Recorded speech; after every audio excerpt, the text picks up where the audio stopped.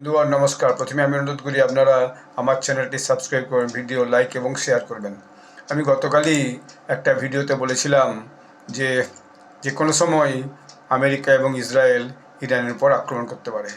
আজকে সেই ঘটনাটাই সত্যি হিসাবে দেখা যাচ্ছে। এখন এই মুহূর্তে যে সবচেয়ে ব্রেকিং নিউজটা আসছে সেটা হচ্ছে ইসরায়েল ইরানের উপর প্রিএমপ্টিভ স্ট্রাইক করেছে এবং শুধুই তাই নয়, নিজের দেশে স্টেট অফ ইমার্জেন্সি লাগু করেছে।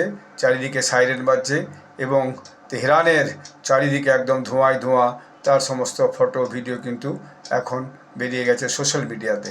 এরপরে আবার একটা খবরে বলছে যে এতে নাকি ইসরায়েলের যে ডিফেন্স মিনিস্টার ছিল আমির হাতামি, তিনি নাকি মারা গেছেন।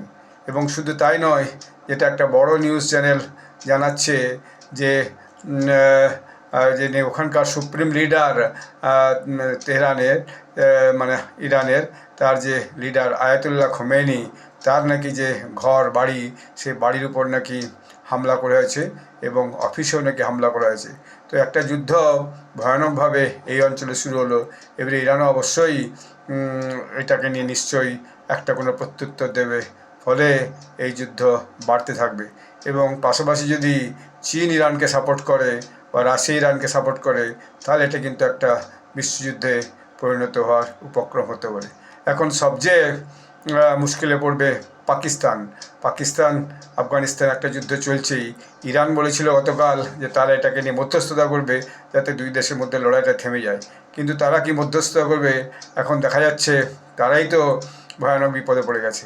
এখন পাকিস্তান আমেরিকাকে সাপোর্ট করবে না ইরানকে সাপোর্ট করবে? কারণ ইউএস ইসরায়েল তো একসঙ্গে আছে, লড়াইটা হচ্ছে ইরানের সাথে।